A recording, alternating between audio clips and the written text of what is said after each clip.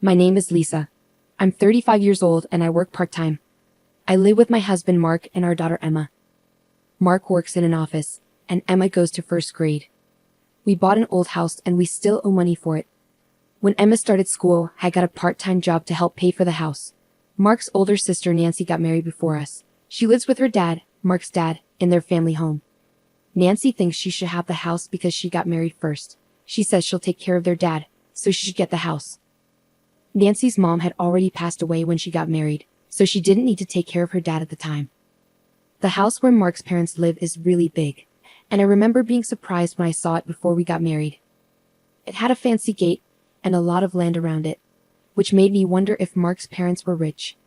When Mark and I were dating, he didn't seem very wealthy, so seeing his parents' big house was a shock. Mark said his family used to be rich, but they lost money over the years. He joked that even though his grandparents' house was big, it was old and not very comfortable to live in. He said it was amazing that his parents' house with its big piece of land was still in a nice neighborhood. I understand why Nancy, Mark's sister, wants to keep the house for herself. She kicked Mark out of the house if she could live there. She probably wants to own the land and house herself. But I don't know if Nancy actually owns the house now. When Mark and I got married, he said that since Nancy would take care of their dad, I wouldn't have to. We planned to let Nancy inherit the house. That's why we bought our own house. It might make their dad feel better to be taken care of by his daughter instead of me if he ever gets sick and needs help. When we go to visit Mark's family for Christmas or summer holidays, Nancy doesn't treat her dad very well.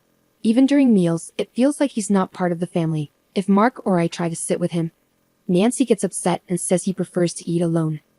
After meals, when I talk to my father-in-law in his room, he tells me he's not happy living there because Nancy causes problems. He says he always eats separately from Nancy's family and gets less food. But Nancy still takes a lot of money from him, even though he only has his pension. Nancy doesn't do his laundry or help with chores much. My father-in-law does most of the cleaning and gardening because Nancy ignores him. Even her husband and kids don't treat him well. When my father-in-law asked Nancy's husband for a ride to the horse race track, he got yelled at. Nancy's son, who's 10, is rude to my father-in-law, saying he smells and should stay in his room. It seems like my father-in-law doesn't remember ever holding his grandson, even though they've lived together since he was born. When my daughter visits, my father-in-law loves spending time with her. He tells her she's his only grandchild, sounding a bit lonely. Hearing this makes me feel sorry for him. Whenever we go to his house, my husband gets upset and tells Nancy to treat their dad better. But Nancy gets angry with my husband, accusing him of trying to take the house away from her. I won't let anyone take this house, my husband insists. It's worrying how much Nancy cares about the house. Then, my father-in-law had a fall at home. The house isn't set up for elderly people, and he tripped over a small step, breaking his right hand. Luckily, he didn't have any other injuries and didn't need to go to the hospital, but it's hard for him to do anything without his right hand. When we visited him, we were shocked to see how weak he'd become. Not only can he not use his right hand, but he can hardly move his feet and clearly needs help. But Nancy's family completely ignores him and doesn't take care of him. He can still manage to get to the bathroom by himself, but eating is really hard for him. My husband confronted my sister-in-law right away. "Why aren't you looking after Dad?" But she didn't seem to understand why he was upset and just laughed it off. A broken hand is no big deal. He can walk by himself, and he's not complaining. It seemed like my father-in-law, used to being ignored, couldn't stand up to my sister-in-law, and she probably knew it. My husband was even more angry. "Isn't it obvious we should take care of our parents?" When he said that, my sister-in-law smirked and said, "You can take care of Dad. I don't want an old man with hardly any money." I was furious at how my sister-in-law could talk about her own father like that. She even said, taking care of a father who only gets a small pension isn't worth it. Her words were so mean that I lost my temper and spoke up. "Fine, we'll take care of him. He won't heal properly if he stays here." My husband agreed, and we decided to take my father-in-law and leave his house right away. While we were packing up my father-in-law's things, my sister-in-law started saying we couldn't have the house just because we were taking care of Dad. She cared more about the house than her own father and didn't have much else to say. My husband brushed off her comments, saying, "Don't worry, I already bought a house. I don't need this one. Do whatever you want with it." My sister-in-law seemed relieved to hear that. Even as we were getting ready for my father-in-law to move, my sister-in-law and her husband didn't help. Instead, they were mostly interested in checking if there were any valuable items among his belongings. They were probably relying on his pension, but with him leaving, that would stop. They hoped to find something valuable they could sell for cash, but they didn't find anything valuable. When my father-in-law left his house, my sister-in-law and her family didn't bother to say goodbye. They were very cold-hearted. When my father-in-law arrived at our house, he seemed much happier as he played with my daughter.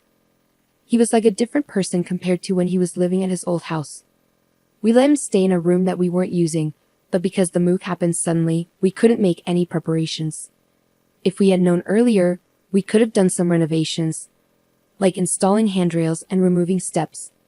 I said to my father-in-law, feeling sorry that we weren't fully prepared, "I'll install the handrails later."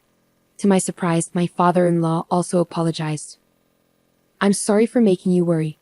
I wonder if $200 million will be enough to take care of me and my horses." I couldn't help but laugh. Was my father-in-law making jokes now? He seemed much happier since moving in with us.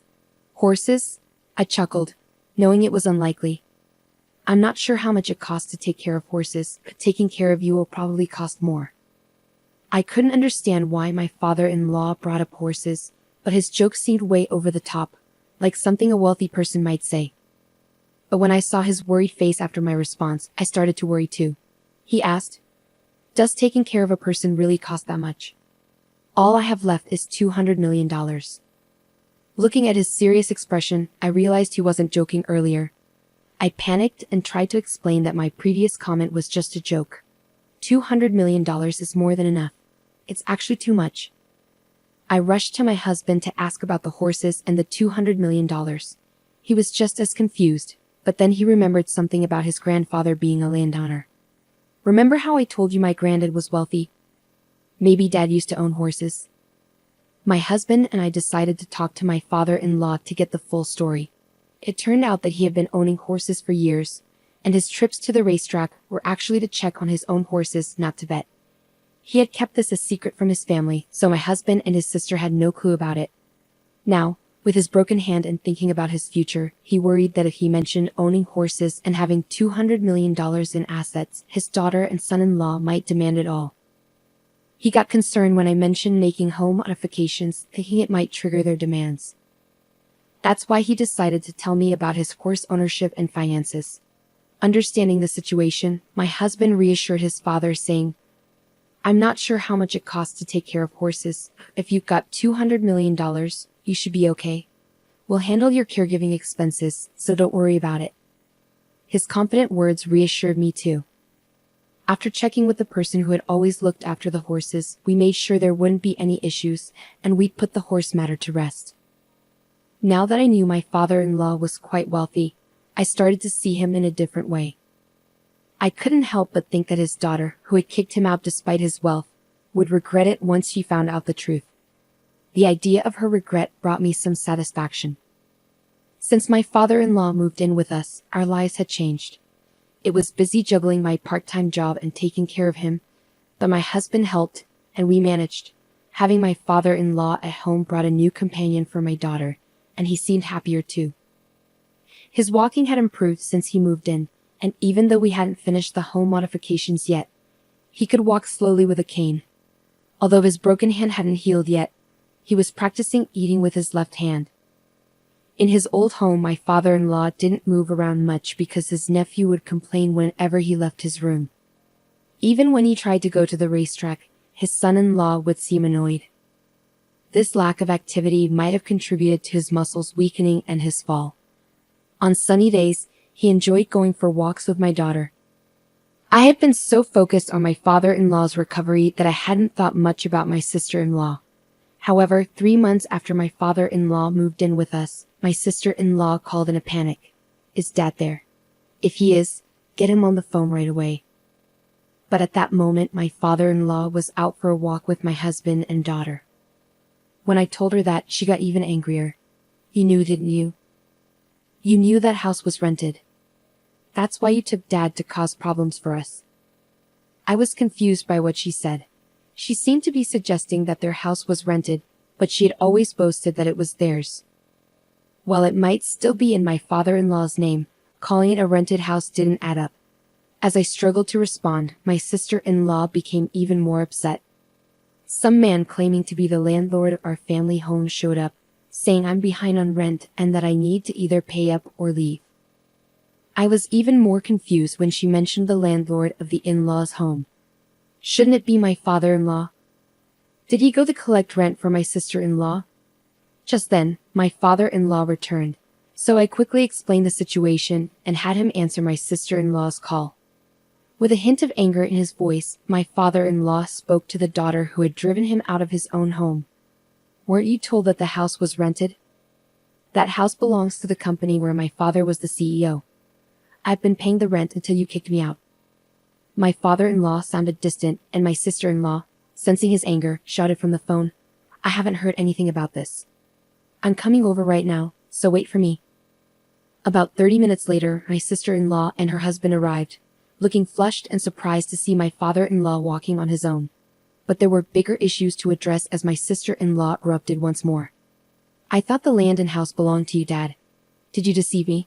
My sister-in-law's husband asked. All that aside, can you please pay the rent? If you don't, we'll be kicked out of the house. My father-in-law laughed it off. Why should I pay rent for a house where I'm not living? After you guys kicked me out, don't you think that's a bit too much to ask? Unable to respond to my father-in-law's reasonable statement, my brother-in-law fell silent. This time, my sister-in-law began to speak. Dad, were you planning to make us struggle from the beginning? You seem far more energetic than when you were living with us, even though you pretended to be injured. To address my sister-in-law's strange accusation, I intervened. That's because he's been doing rehabilitation exercises every day, working on walking, and practicing using his injured hand for eating. My father-in-law chimed in, reinforcing my words. I actually think being kicked out by you guys was a blessing. Since I came to live with Mark, we all eat together, and I'm never made to feel like a nuisance. Upon hearing this, my sister-in-law and her husband fell silent, their jaws clenching shut. Then, right on cue, my daughter came and unwittingly revealed my father-in-law's true status. Grandpa, your horse is going to race in the next horse race, right? My father-in-law grinned and replied, yes, it'll be in this Sunday's race. Why don't we go watch it together? My daughter happily dashed off, but my sister-in-law and her husband seemed to grasp the significance of this. They hastily asked my father-in-law, Dad, do you own a horse? Are you a horse owner? My father-in-law replied, a smug look on his face, I stayed silent because I knew if I mentioned money, you'd try to take it. And I know talking about horse racing always makes your husband frown. With that, my father-in-law's previously cheerful demeanor turned serious. His intimidating expression sent shivers down my spine. And as he began to speak slowly, the tension in the room intensified. I no longer consider someone like you, who disrespects your own father, as my daughter. I knew you only moved in with me for the inheritance. Caught off guard by my father-in-law's stern words, my sister-in-law was visibly stunned. With the final blow, my father-in-law declared, You won't get a single cent of my inheritance. Upon hearing this, my sister-in-law appeared shocked and stumbled backward. Her husband, who had been trying to support her, looked defeated and left the room. The rent for my father-in-law's house was a hefty sum, and it was impossible for my sister-in-law and her husband to afford it. So inevitably, they had to move out. I had no idea that my parents-in-law's house was rented, and my husband didn't know either. He later confirmed it with his father. After moving out, my sister-in-law, who had been spending money recklessly without worrying about rent, suddenly found herself in a financial crisis. Their spending habits were hard to break, and they started relying on credit cards to make ends meet, which only resulted in mounting debt.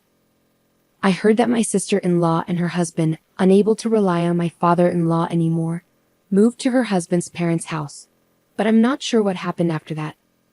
Meanwhile, things have been going well for us since we started living with my father-in-law.